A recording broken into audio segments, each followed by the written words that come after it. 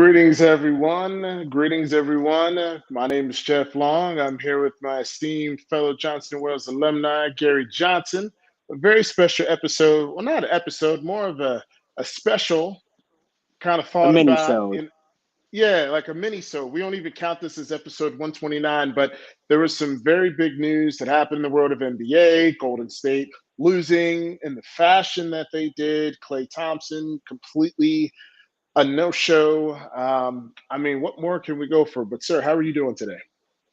Doing all right. A lot has happened in the basketball world in the last 24 hours. A lot to cover. I know, obviously, John T. Porter's story is a little, it's more than just the last 24 hours. But obviously, the news dropping today. So, Yeah, lot of basketball talk that we can yeah, spend a little definitely, time talking about.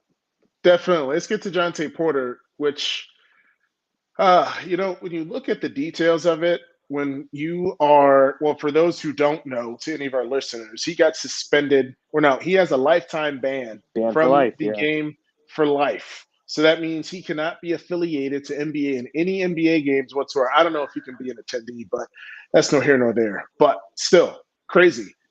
Gary, like the details for me is he's just a complete idiot.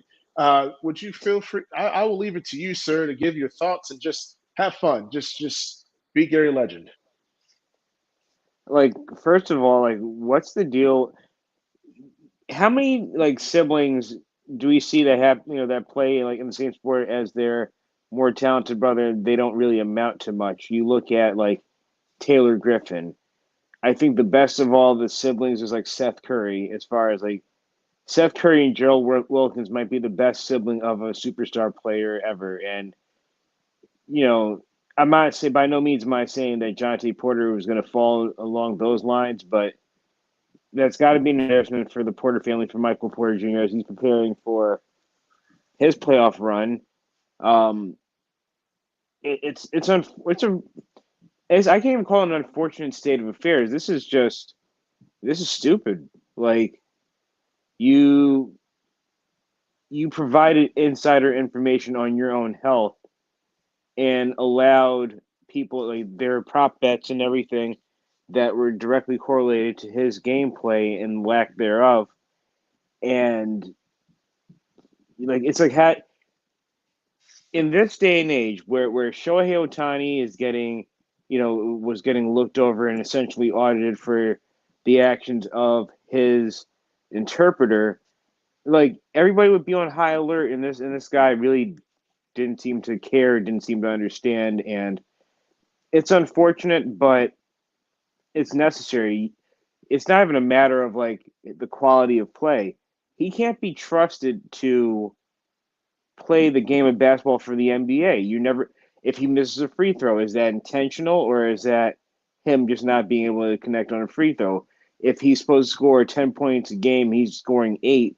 Is that intentional or is that just the quality of his play? Like when you have too many of those questions, that's going to then throw, that's going to ruin the integrity of the game or even cause any kind of like damage to it. You got to go. And it's unfortunate, but it's necessary for the league's long term success.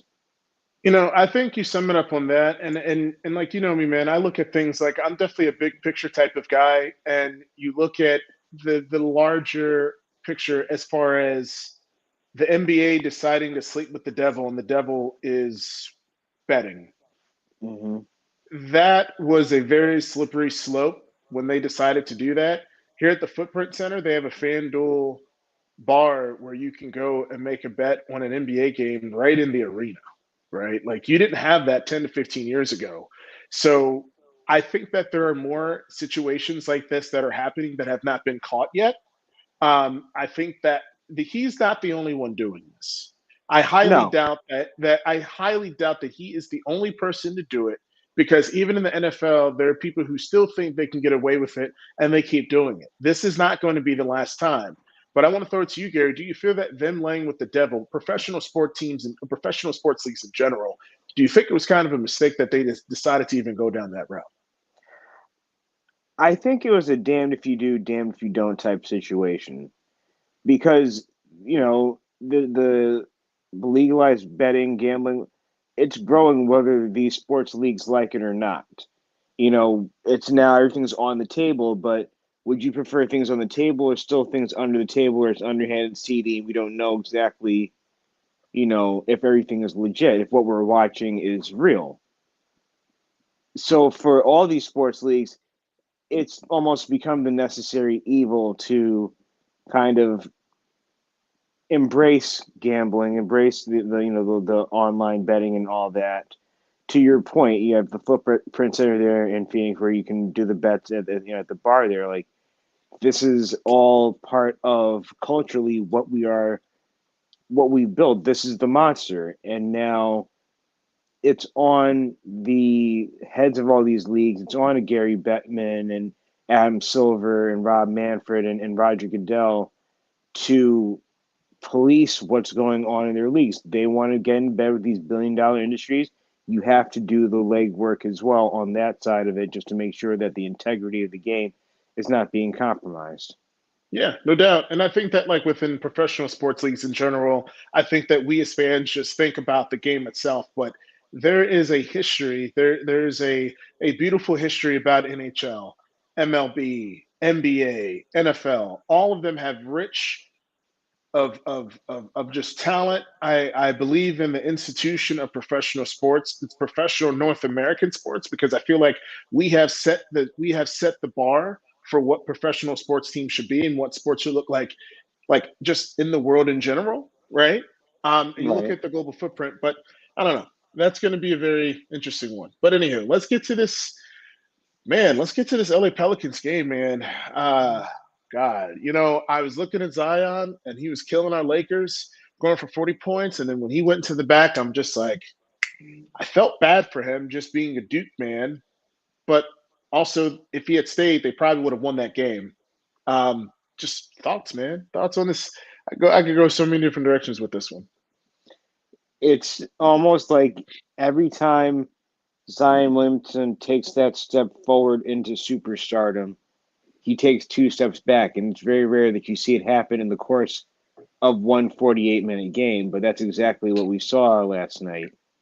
He had, yes, the Lakers had an 18-point lead, but let's be honest, New Orleans had them on the ropes for a good period, but they never were able to regain that lead, and it looked like hey they were on that cusp, and then he goes down with the injury, and now it's looking like let's call it what it is. He's essentially done for the season because they're saying that they'll reevaluate him in 2 weeks.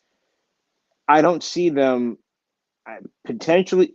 I don't even see them getting more than 5 games out of a first round series with Oklahoma City. I just don't see that they have that skill set or have the talent to beat them in a 7 game series. So let's say hypothetically he does come back in 2 weeks. Like if he was able to come back in 2 weeks, he's not going to be that effective to. Or I might say he's not going to be that effective, but we just don't know what's going to happen. But that team, I don't think is going to be able to survive that long. We might have seen their last game, their last meaningful game of the season, excluding tomorrow night. Like it's unfortunate. It really is. He takes those steps forward. Like okay, the issues with the weight and his health and all that. Like he seems to have gotten past. He seems to be taking that step forward, and now his hamstring goes to shit like that. And it's really it's unfortunate for them. It's beneficial for us Laker fans.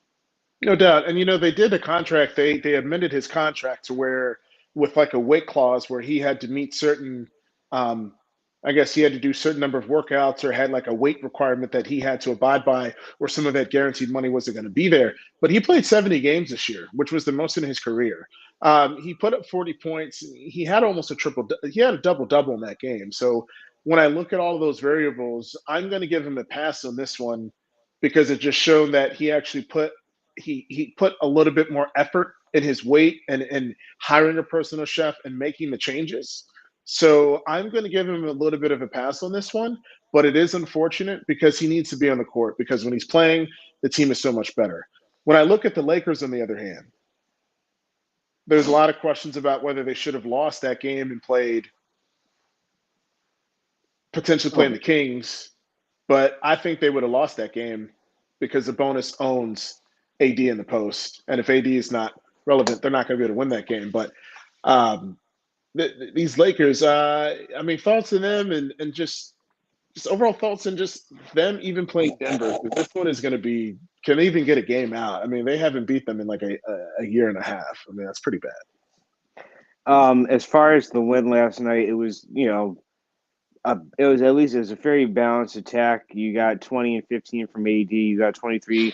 Essentially, you almost got a triple double from LeBron, 23, 9, and 9. You got you had 21 from D'Angelo Russell, 5 3-pointers. It was the balanced attack that we would hope that the Lakers could produce, and they were able to do so.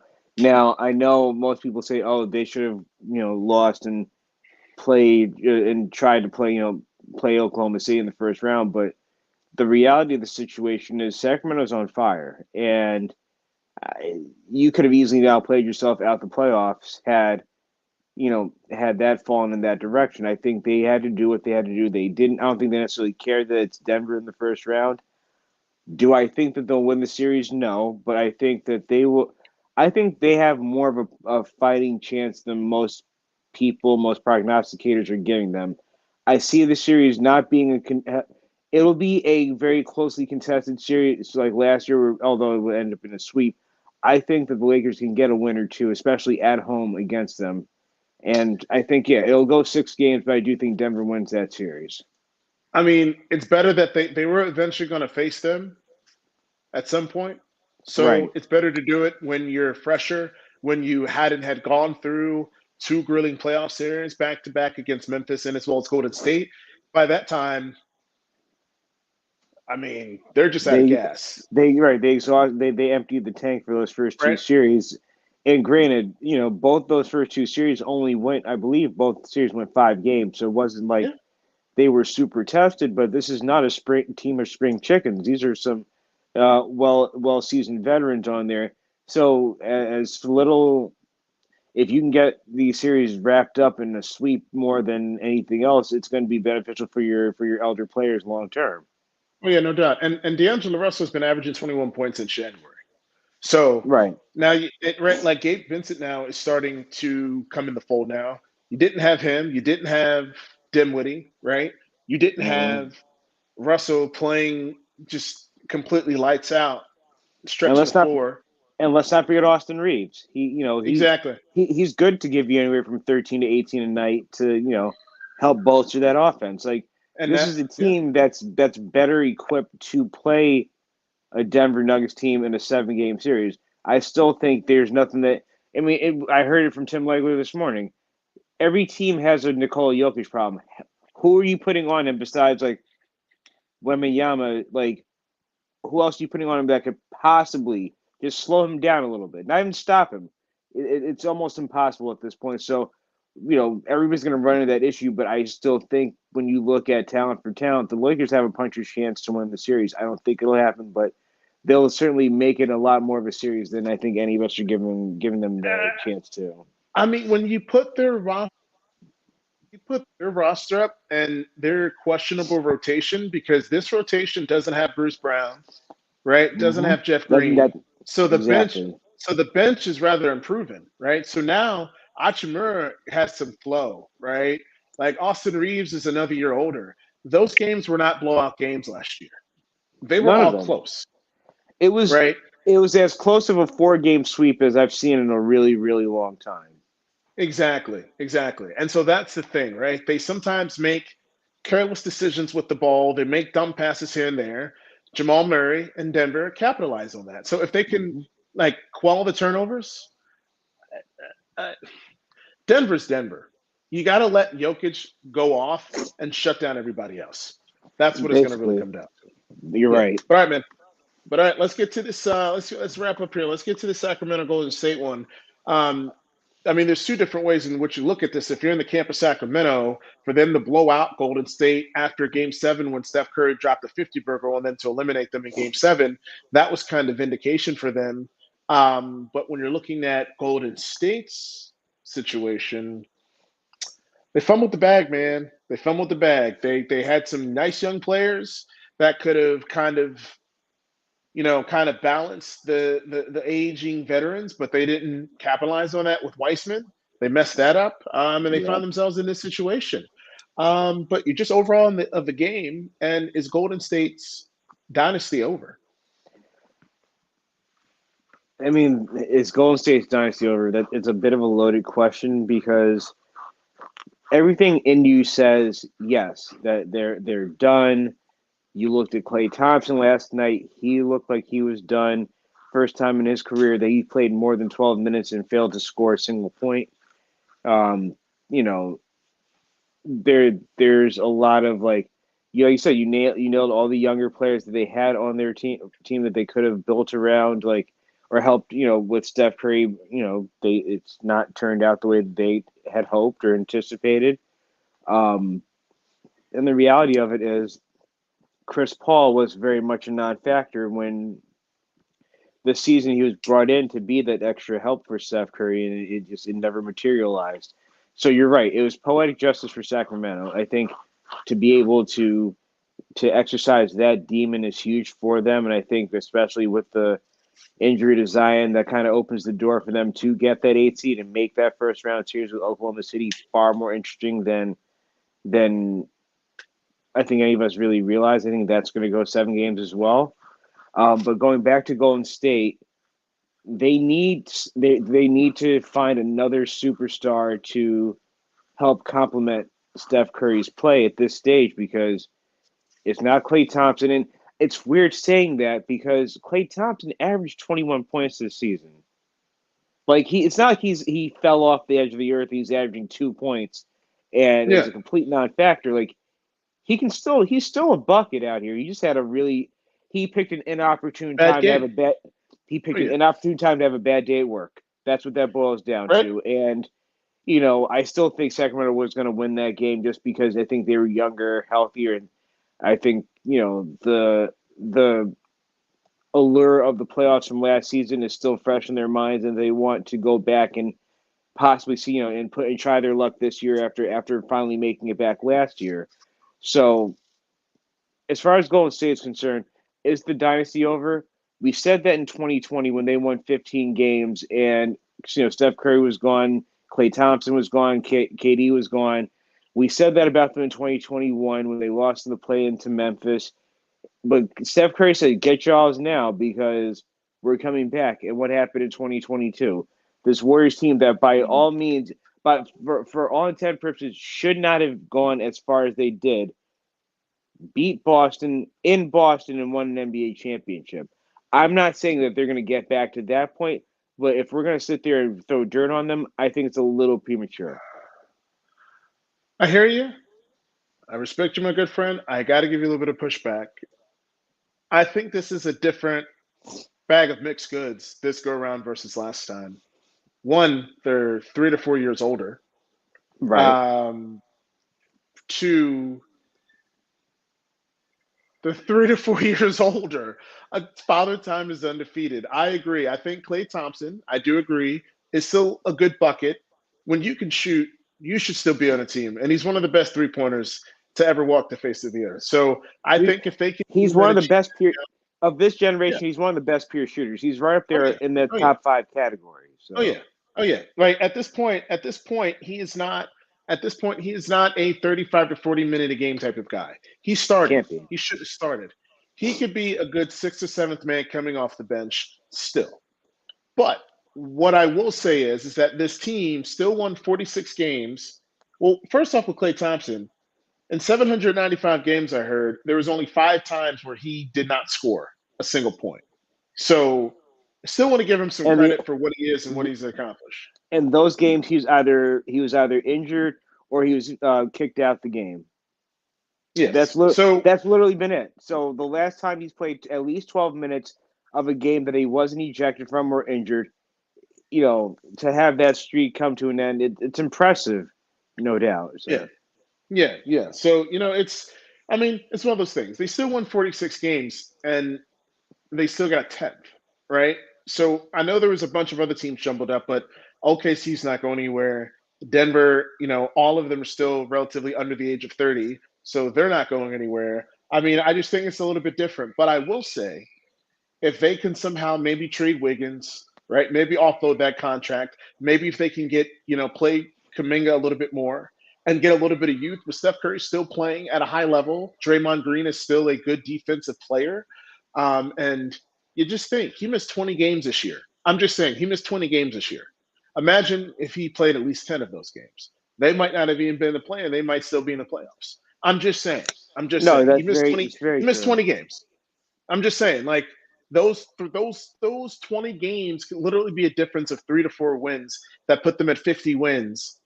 Right. And we're talking about a completely different story. That's all I'm saying. But is this dynasty over? As long as Steph Curry is still playing at a high level, but he's going to be 37 around this time next year, I am just not sure.